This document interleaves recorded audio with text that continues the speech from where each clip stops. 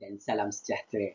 Nama saya Badrul Amin bin Abdul Razak. Saya merupakan pelajar PISMP ambilan Jun 2016 Pendidikan Pemulihan Khas. Hari ini saya nak membincangkan mengenai kajian tindakan penggunaan kit tulisan kemas KTK dalam meningkatkan kekemasan tulisan murid pemulihan tahun 3. Mari kita saksikan apakah yang akan kita bincangkan. Perbincangan kita akan merangkumi melalui pengenalan dan kita akan berpindah kepada fokus kajian, objektif kajian dan seterusnya peserta kajian. Dan seterusnya kita akan membincangkan mengenai bagaimana pelaksanaan kajian ini dan bagaimanakah model ini berfungsi sebagai panduan untuk memastikan kajian ini berjalan dengan lancar. Dan seterusnya kita akan diskusi mengenai dapatan kajian, refleksi dan seterusnya mengemukakan cadangan tindakan yang akan dilakukan selepas kajian ini dibuat. Dengan satu artikel yang menarik daripada BPK Kementerian Pendidikan Malaysia yang menggariskan pada pelan mereka 2013 hingga 2025 menyatakan bahawa kemahiran menulis merupakan satu kemahiran yang paling tinggi dalam senarai kemahiran berbahasa. Kemahiran ini hanya boleh dikuasai jika seseorang itu menguasai kemahiran mendengar, bertutur dan membaca. Akademi Sains Sosial pula, Institut Perubatan tahun 2006 telah melaporkan kematian sebanyak 7,000 kematian akibat daripada tulisan yang tidak kemas. Dalam pada masa yang sama, 3 orang doktor telah disaman oleh Mahkamah Tinggi Allahabad kerana rekod perubatan yang ditunjukkan tidak memiliki tulisan yang kemas. Bayangkan murid-murid pemulihan jika mereka sudah berada di ruang kerjaya nanti tidak menjaga ataupun tidak mempunyai tulisan yang kemas, bagaimana ia akan menimbulkan kesan ataupun implikasi yang buruk terhadap sektor pekerjaan. Kita lihat lagi bagaimanakah seorang juruterbang tersalah mendarat mengikut akhbar dailymail.uk apabila juruterbang itu tersalah mendarat kapal terbang yang sangat besar pada landasan yang sangat kecil. Dan apabila ditemubual, beliau mengakui bahawa beliau tidak dapat membaca tulisan beliau sendiri kerana tulisan beliau tidak kemas dan keliru antara ruang udara atau ruang utara ataupun ruang barat. Begitu juga satu petikan artikel iaitu seorang ahli farmasi telah menyebabkan beberapa pelanggan kesukaran untuk membaca tulisan untuk menerangkan jenis ubat, dos ubat dan tarikh luput ubat. Hal ini amat memberi kesan apabila seseorang pelanggan itu menggunakan ubat yang salah dos ataupun dos berlebihan dan seterusnya. Kegagalan ataupun kecuaian itu boleh menyebabkan kematian. Jadi kita lihat bahawa konteks menulis dalam pendidikan pemulihan ni amatlah penting kerana ia memberikan kesan ataupun implikasi yang amat kita panggil sebagai yang amat berbahayalah, kesan yang sangat berbahaya jika tulisan itu tidak kemas dan sukar untuk dibaca. Baik, saya mulakan dengan apabila saya bergelar sebagai seorang guru pelatih, saya telah mulakan karier sebagai guru pelatih pelajar PISMP ambilan 2016 Pendidikan Pemulihan Khas, dan pada masa yang sama 2018 saya telah menjalani praktikum fasa 1 selama 3 bulan di Sekolah Kebangsaan King George ke-5 daerah Seremban. Pada tahun seterusnya 2019 selama 3 bulan juga saya telah berpraktikum fasa 2 di SK Taman Seri Pagi Seremban. Apa yang persamaan kedua-dua fasa ini adalah saya dapati terdapat beberapa isu yang sangat-sangat perlu di-cater ataupun diselesaikan oleh guru dan menjadi permasalahan saya apabila saya tak dapatkan tak dapat selesaikan isu itu. Isunya adalah apabila saya diminta untuk mengajar subjek Bahasa Melayu Pemulihan tahun 3 dan kemudian saya mendapati seorang murid pada kelas saya tu, ada seorang murid tidak dapat menulis dengan kemas dan saya sukar untuk membaca tulisan tersebut. Hal ini menyebabkan saya perlu untuk duduk di sebelah murid tersebut dan membimbing murid tersebut bagaimana untuk menulis dengan betul dan elok. Dan kalau tidak dibimbing, tulisan dia akan cakap ayam dan sukar untuk saya baca. Jadi saya perlu tunjukkan bagaimana cara menulis A dengan betul, huruf berpalang, contohnya huruf B, huruf K, huruf L, dan bagaimana huruf P, kedudukannya, ataupun huruf-huruf yang mempunyai ekor, contohnya huruf J, huruf Y.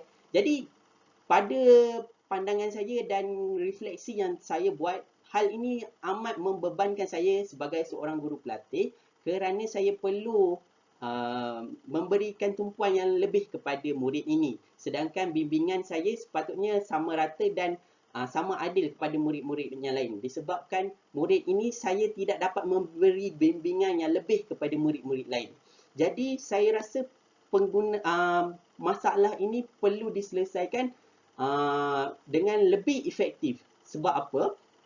Bila saya bagi latihan pensel dan buku garis 4 yang biasa cikgu guru pemulihan dia gunakan, ia tidak cukup. Ia tak mampu nak menyelesaikan masalah. Jadi untuk mengatasi permasalahan ini, satu kajian yang lebih teliti dan amat mendalam perlu saya lakukan untuk mengenal pasti apakah punca masalah dan apakah intervensi ataupun latihan-latihan yang sesuai untuk memastikan murid saya ini boleh menulis dengan kemas.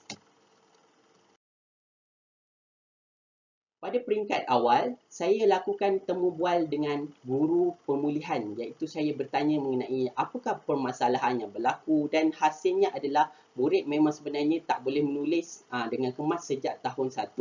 Dan kemudian saya membuat pemerhatian sewaktu murid berada di dalam kelas, memang murid memang tak boleh tulis dengan cantik dan kebanyakan dan guru-guru pemulihan juga menyatakan bahawa guru-guru lain tak mampu untuk mengajar, tak mampu untuk memberikan fokus kepada dia seorang. Dan sebab terlampau ramai murid di dalam kelas, jadi tulisan dia adalah tulisan yang cakap ayam, kadang-kadang boleh baca, kadang-kadang tak boleh baca. Jadi menyebabkan kesukaran guru untuk menanda juga. Dan kemudian saya perhatikan juga melalui hasil kerja dia, hasil lembaran kerja yang telah saya berikan, memang terbukti bahawa murid ini menulis tidak kemas. Apa yang boleh saya katakan melalui kajian yang lepas, mengatakan bahawa murid ini tidak mempunyai pertalian jarak yang sempurna, lepas tu tiada keseragaman huruf dan penggunaan pembentukan setiap huruf tidak seragam. Jadi yang lebih lagi adalah apabila murid ini memegang pensel dengan keadaan postur jari yang kurang tepat dan kurang sesuai. Akibatnya hasil tulisan yang dihasilkan tu akan jadi lebih kasar dan lebih nampak murid tu tekan tulis pensel yang dipegang tu, menyebabkan cepat lenguh dan susah untuk menulis. Baik, sebelum kita berbual lebih panjang, eloklah kita mendengar dulu bagaimanakah kit tulisan kemas ni dan apakah bahan dan peralatan yang dibekalkan sepanjang pembikinan kit tulisan kemas ini. Okey, berikut seperti mana yang anda lihat, ini merupakan lembaran kerja bervariasi. Saya telah mereka mengikut saranan daripada kajian lepas, iaitu bermula dengan pergerakan yang ansur maju, tidak secara serentak tetapi secara beransur-ansur, iaitu bermula dengan menyambung titik, menyambung garisan lurus, bulat, melengkung dan sebagainya. Setelah murid sudah selesa dengan cara memegang pensel yang betul, barulah kita akan berpindah kepada membentuk huruf di atas garisan 4.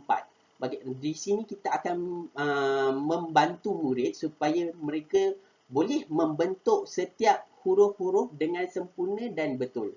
Kita tak nak bila dia tulis A jadi U. Sebab U tu ibarat A yang tidak sempurna. Dan dia boleh menyebabkan kesalahan ejaan di situ. Jadi seterusnya selepas huruf, kita akan berpindah kepada perkataan yang mudah.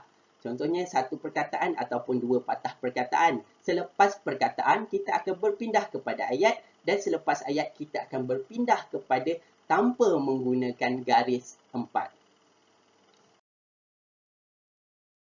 Baik, seperti mana yang anda lihat, dalam bahan dan peralatan di dalam KTK, kita sediakan satu rehal tulis. Rehal tulis ni berfungsi sebagai untuk menyimpan segala lembaran-lembaran kerja yang telah dilakukan oleh murid seperti di dalam gambar. Kemudian, rehal tulis ini berfungsi sebagai elevator iaitu pengangkat sudut. Yes, untuk memastikan leher murid tidak terlampau mendongak ataupun tidak terlampau ke bawah sangat. Ia adalah untuk menyelesakan murid supaya boleh pandang kertas itu dengan selesa, keadaan yang postur yang betul. Dan kemudian ia disertakan dengan klip untuk mengelakkan murid untuk menggerak-gerakkan kertas. Sebelum murid menggunakan rehal tulis, murid diminta untuk baca panduan bagaimanakah postur duduk dan kedudukan tangan yang betul. Setelah itu, barulah kita akan berikan dengan peralatan yang seterusnya iaitu pensel, getah genggam dan gelang sudut. Kita mulakan dengan getah genggam ni untuk memastikan murid dapat memegang secara tripod grip iaitu kedudukan segitiga. Dan gelang getah sudut ni adalah boleh laras di mana kita mengekalkan mengikut kajian lepas murid boleh menggunakan gelang getah untuk mengekalkan cara pegang sudut pegang pensel dan tidak menjauhi sudut 40 degree. Dan kemudian gelang sudut getah ni boleh dilaraskan mengikut saiz murid. Sekiranya murid itu terlampau besar, kita boleh tambah ataupun kita kurangkan mengikut individu. Akan tetapi, murid yang saya gunakan adalah murid yang tahun 3 tidak begitu besar dan tangan dia biasa macam murid biasa, tak adalah tangan murid yang besar kan. Dan kemudian kita sertakan juga pembaris fokus tengah ni untuk memastikan murid menulis di atas garisan supaya dia tidak lari, tidak ke bawah ataupun tidak ke atas. Dan pembaris fokus tengah ni memang direka khas oleh saya untuk mengikut saiz setiap perkataan, saiz setiap lembaran kerja yang telah saya bina. Dan dia memang untuk memastikan murid menulis di dalam ruangan tengah bagi memastikan kedudukan huruf yang ditulis selari dengan garis 4 ataupun garis 1. Dan seterusnya adalah sarung tangan 3 jari. Digunakan untuk memastikan hanya ibu jari, jari telunjuk dan jari hantu sahaja dikeluarkan. Seperti mana yang saya lihat, sebab sebelum ni kalau murid nak mula memegang 3 tripod grip, dia amat sukar. Jadi kita bagi dia latihan dulu supaya dia tak mengeluarkan jari kelingking dan jari anak ni. Dan kemudian murid akan pakai dan murid akan menggunakan pensel getah genggam tu bersama dengan gelang sudut untuk menjadikan latihan sebagai latihan murid.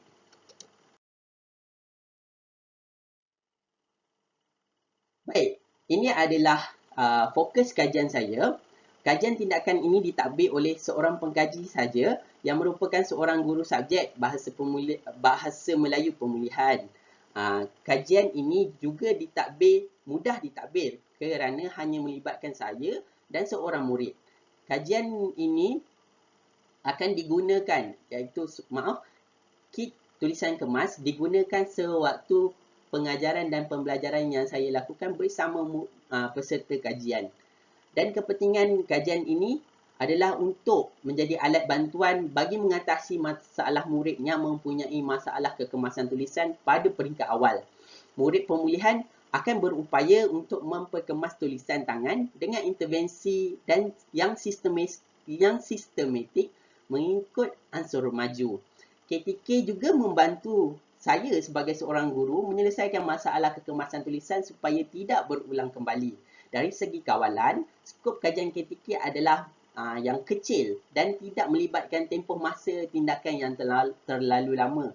Saya menjalankan kajian ini selama sebulan 2 minggu dan hanya melibatkan seorang murid pemulihan sahaja. Baik, kita akan lihat mengenai objektif dan persoalan kajian.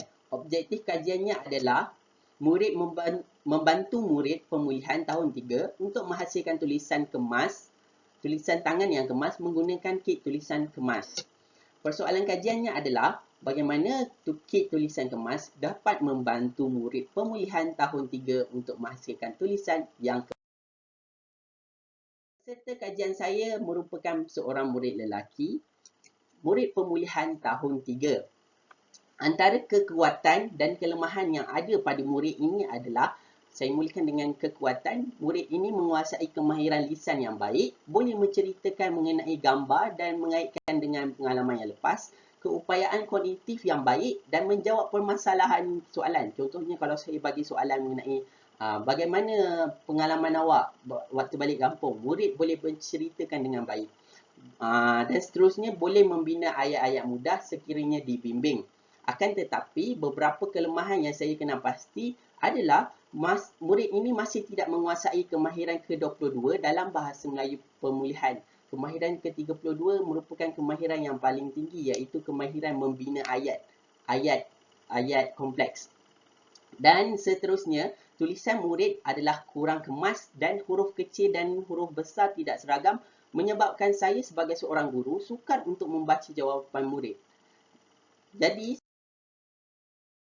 ia bertepatan dengan teori kognitif Lev Vygotsky, iaitu Vygotsky menyatakan bahawa terdapat satu zon, iaitu zon perkembangan proksimal, di mana menghubungkan antara perkara yang murid tidak boleh buat kepada perkara yang murid boleh buat dengan bantuan, iaitu jurang antara ruang ketidakupayaan murid menulis dengan kemas dan ruang kejayaan murid menulis dengan kemas dipanggil zon perkembangan proksimal. Jadi seperti mana yang penilai boleh lihat, berikut merupakan gambar rajah, iaitu bermula daripada tengah, iaitu perkara yang boleh dibuat, iaitu menulis, akan tetapi murid tidak boleh menulis dengan kemas dan boleh dibaca. Ini perkara yang di luar. Jadi teori ini dengan memastikan dengan adanya bimbingan, jadi murid daripada boleh menulis sahaja dengan tambah dengan bimbingan, jadi murid boleh melakukan perkara yang sukar dia nak buat, iaitu menulis dengan kemas dan boleh dibaca. Baik, menurut Burns tahun 2009, ini merupakan satu adaptasi model kajian tindakan kemis McTaggart 1988 bagi kit tulisan kemas kajian KTK. Pada peringkat model kajian ini, saya hanya menggunakan satu kitaran sahaja, di mana kitaran pertama bermula dengan fasa rancangan, melakukan tinjauan awal ataupun mengumpul data awal berdasarkan sesi PDPC bersama guru pemulihan. Dan seterusnya saya menggunakan 3 alat kajian, iaitu pemerhatian turut serta, analisis dokumen dan temu bual berstruktur. Seterusnya pada fasa tindakan, ia adalah untuk melaksanakan tindakan dengan menggunakan kit tulisan kemas kepada murid yang mengalami masalah tulisan. Setelah saya apply kit saya tu, barulah saya akan masuk ke fasa yang seterusnya, iaitu fasa pemerhatian, di mana saya akan melihat data ataupun apa yang data-data yang dihasilkan, lalu menganalisis data yang dikumpul, yang dikutip hasil daripada penggunaan KTK melalui pemerhatian turut serta, analisis dokumen dan temu bual berstruktur. Seterusnya, data-data tersebut saya akan masuk ke fasa yang terakhir, iaitu mereflect dan menilai kekuatan dan kelemahan kit tulisan kemas, dan seterusnya saya akan mencadangkan penambahbaikan terhadap kit tulisan kemas untuk kajian pada masa yang akan datang ataupun pada memasuki kajian susulan. Dalam topik ini, bagaimana saya mengumpul data awal adalah daripada 3 perkara iaitu pemerhatian dan temu bual dan analisis dokumen. Yang pertama adalah menjalankan pemerhatian iaitu sewaktu murid sedang mengikuti PDP bersama guru pemilihan, saya memerhati murid dan saya mencatatkan apa yang telah murid lakukan iaitu poster badan, cara teknik memegang pensil, terdapat senarai semak yang telah ditanda dan kemudian saya menggunakan alat temu bual iaitu temu bual berstruktur. Saya bertanyakan mengenai bagaimanakah keadaan ataupun perilaku murid ketika cikgu suruh menulis dan kita dapat kenal pasti bahawa murid mempunyai masalah tulisan yang tidak kemas sewaktu tahun 1 lagi.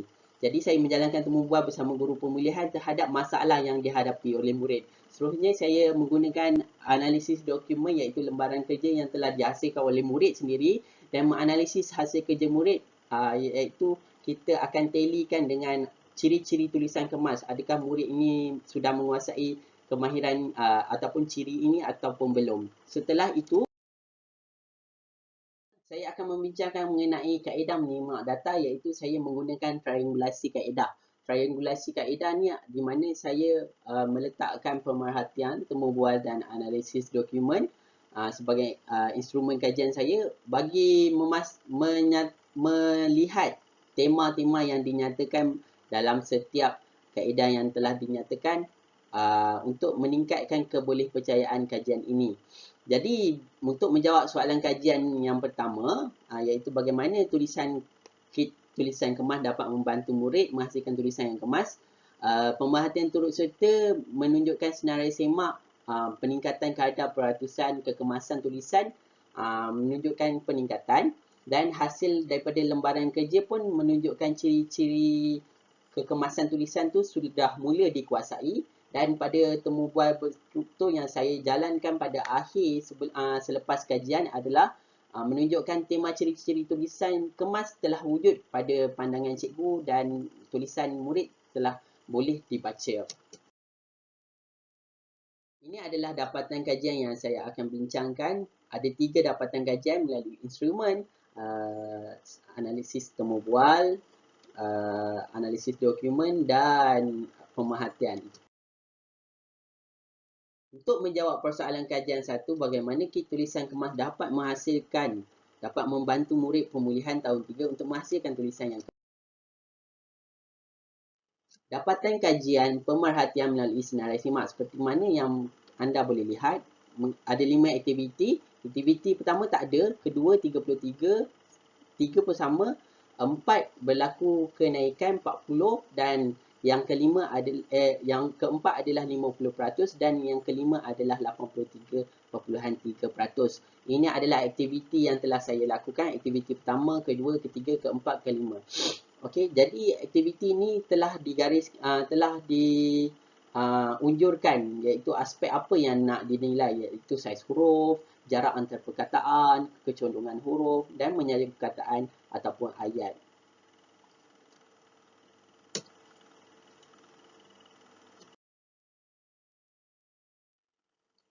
Ini adalah bukti iaitu pemerhatian yang telah saya jalankan sewaktu aktiviti 1.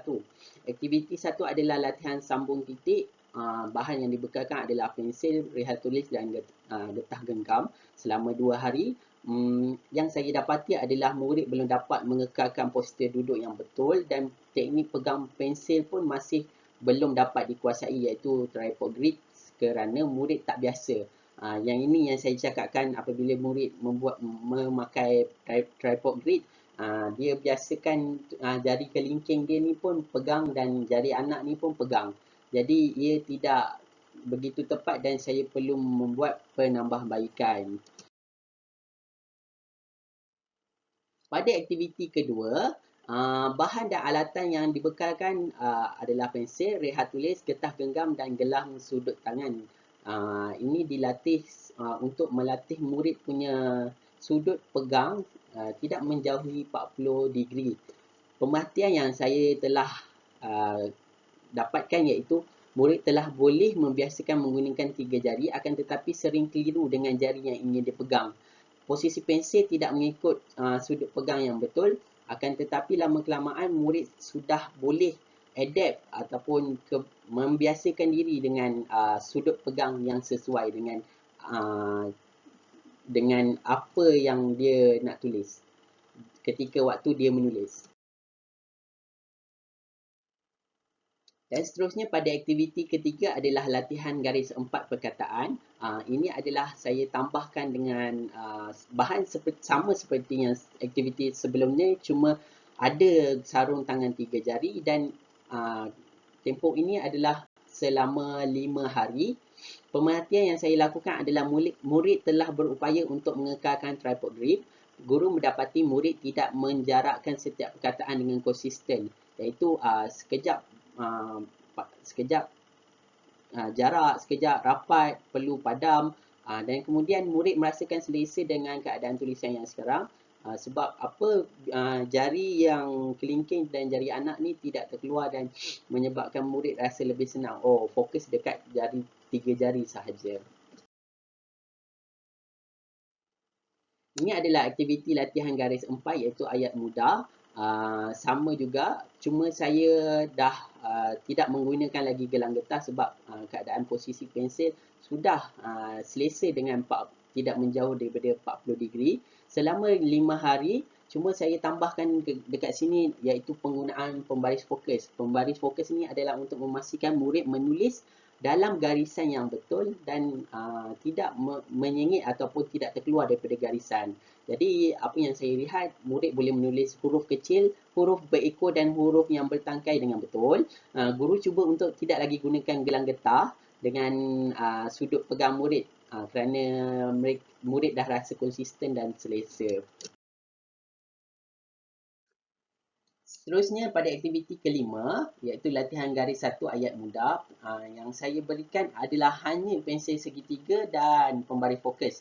Sepanjang 3 hari ini saya cuba untuk melatih murid supaya murid dapat mengekalkan dan nampaknya murid sudah boleh mengekalkan kedudukan jari tanpa bergantung kepada getah pemegang itu tadi. Dan kemudian saya turut menguji murid menulis tanpa pembaris fokus tengah, di mana murid juga boleh menghasilkan tulisan tidak terkeluar daripada garisan. Dan seterusnya pada akhir sekali setelah aktiviti yang setelah saya jalankan tamat, saya telah melakukan pemerhatian di mana tidak lagi menggunakan kit tulisan kemas dan hanya menggunakan lembaran kerja sahaja dan menggunakan pensil. Apa yang saya dapati adalah murid dapat menulis dengan kemas. Namun kadang-kadang murid menulis tidak kemas setelah beberapa minit lamanya. Setelah itu, contoh lepas 15 minit ataupun ke 20 minit, kerana saya dapati murid kata murid tangan lengur, perlu berehat dan perlu berhenti semula sebelum boleh menulis semula. Dapatan kajian melalui temu bual juga saya sudah kenal pasti, iaitu apabila saya bertanya mengenai apakah kesukaran yang dihadapi setelah menjalani 5 aktiviti peserta kajian saya, guru menjawab bahawa tulisan murid telah dapat dibaca dan guru tidak lagi mengalami kesukaran dalam membaca tulisan murid. Dan seterusnya, guru juga bersetuju untuk menyatakan bahawa kit ini telah berjaya membantu murid mengubah tulisan yang tidak kemas kepada tulisan yang boleh dibaca, tulisan kemas dan boleh dibaca. Seterusnya, guru juga berasa mudah untuk menyimak hasil kerja murid. Kalau dulu susah untuk tanda sebab sukar dibaca, dan guru sekarang tidak lagi terbeban untuk memerhatikan murid sepenuh masa kerana murid sudah boleh berdikari sendiri. Seterusnya, minat untuk menulis telah dapat dipupuk setelah murid berjaya membaiki tulisan. Ini adalah tema baru yang saya jumpa, bahawa apabila murid sudah mula boleh menguasai kemahiran menulis dengan kemas, murid akan memupuk minat ataupun memupuk tingkah laku yang positif setelah murid dapat menulis. Cara pegang pensel juga dipraktikan setiap masa apabila murid ingin menulis, iaitu dia sentiasa duduk dengan postur yang betul, memegang pensel dengan betul, dan kemudian murid juga selesa untuk menulis dan tidak mengelak apabila diberikan latihan menulis. Selain itu, guru dapati juga murid menulis huruf yang berekor dan bertangkai menggunakan teknik yang betul. Di atas garisan, murid sudah boleh berani untuk jawab ke hadapan dan tidak lagi malu apabila berada di hadapan kelas, sebab yang sebelum ini adalah murid sering ditertawakan kerana murid lain ejek murid ni adalah tulisan cakap ayam dan tidak boleh dibaca. Jadi apabila murid boleh menulis dengan baik, jadi ia dah mula memupuk sifat keyakinan di dalam diri murid lah untuk menulis di hadapan papan. Jadi murid juga telah berupaya untuk menulis dalam waktu yang diperuntukkan. Contohnya murid tak mengelak dalam apabila aktiviti menulis. Kalau dulu murid asyik kerap ke tandas, tapi sekarang ni murid dah boleh menyiapkan pada masa yang ditetapkan. Subtopik ini saya akan membincangkan mengenai refleksi sepanjang saya melakukan kajian kit tulisan kemas. Pada peringkat permulaan, mari kita lihat semula apakah amalan guru yang telah diaplikasikan sebelum dan selepas. Jadi bahan yang digunakan pada dulu adalah cuma pensel dan buku garis 4, dan apabila kit tulisan kemas diaplikasikan, saya tambah dengan getah pemegang tripod, rehal tulis, sarung tangan dan pembaris fokus, dan juga tambahan lembaran kerja yang bervariasi bersifat ansur maju. Dan langkah-langkah juga berbeza. Kalau dulu hanya guru beri dan perlu bimbing setiap masa, dan kemudian apabila setelah diaplikasikan KTK, murid cuma perlu memilih peralatan yang mana murid perlu dan murid sudah boleh berdikari dan independen sendirilah. Dan kemudian apa yang boleh saya nyatakan bahawa amalan guru yang saya lakukan sebelum ni adalah saya dapati murid terlalu sukar untuk menulis huruf dengan kemas dan secara konsisten. Lama kelamaan murid cuba akan lupa sikit demi sikit akan teknik yang saya tunjukkan. Contohnya macam kedudukan jari tak betul, lepas tu huruf, bagaimana nak membentuk huruf P, huruf M dan sebagainya. Dan kemudian setelah diaplikasikan, saya lihat murid dapat mempraktikkan cara pegang pensel dengan kedudukan yang jari membentuk triple grip. Saya dapat membimbing murid pada peringkat permulaan, dan saya boleh membiarkan murid dan pengawasan saya adalah pada peringkat yang minima, dan saya boleh memfokuskan kepada murid-murid yang lain. Saya boleh simpulkan bahawa kit tulisan kemas ini merupakan satu penggunaan bahan bantu belajar yang dapat membantu murid untuk melatih supaya dapat menulis yang betul. Yang kedua, penggunaan latihan garis 4 menunjukkan bahawa tak semua murid boleh dibimbing menggunakan kaedah yang sama. Dan yang ketiga, iaitu hasil dapatan saya adalah positif, menunjukkan bahawa saya menggunakan kaedah triangulasi kaedah dan menunjukkan bahawa hasil dapatan yang saya gunakan adalah menjawab soalan kajian saya, dan saya lihat kat sini wujud tema baru iaitu perubahan tingkah laku, dan di mana murid menunjukkan tingkah laku positif setelah boleh menulis dengan kemas, dan kemudian latihan menulis yang sistematik juga. Saya dapati bahawa setiap komponen tulisan kemas perlu dilatih secara berturut dan tidak secara sekaligus untuk memastikan murid dapat menghasilkan tulisan yang kemas. Adalah cadangan tindakan susulan yang boleh dilakukan selepas ini.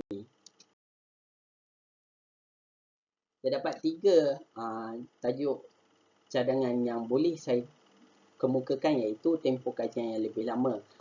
Ini adalah apabila mungkin kajian ini boleh dilatih apabila murid menggunakan pensel dengan lebih lama ataupun dalam masa 2 atau 3 bulan untuk melihat lebih lama lagi perubahan ataupun kekemasan tulisan. Mungkin murid sudah boleh membiasakan dengan latihan-latihan tu, dan boleh menyebabkan murid menulis dengan lebih kemas.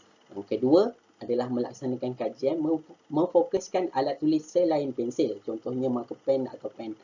Sebab dalam bila murid beranjak ke alam menengah, murid tak sentiasa akan menggunakan pensil. Jadi pen dan marker pen juga digunakan untuk memastikan murid dapat tulis dengan kemas. Yang terakhir sekali adalah memperluaskan kit tulisan kemas ini untuk kegunaan guru-guru prasekolah yang mengalami masalah tulisan kemas dan boleh diatasi pada peringkat awal persekolahan. Sedikit mengenai rangkumannya, apa yang telah saya jalankan sepanjang saya menyiapkan tugasan kajian tindakan ini, iaitu penggunaan kit tulisan kemas dalam membantu meningkatkan tulisan kemas murid pemilihan tahun 3. Saya mengucapkan ribuan terima kasih kepada para pembentang dan seterusnya. Wabillahi taufiq wal hidayah. Assalamualaikum warahmatullahi wabarakatuh. Terima kasih.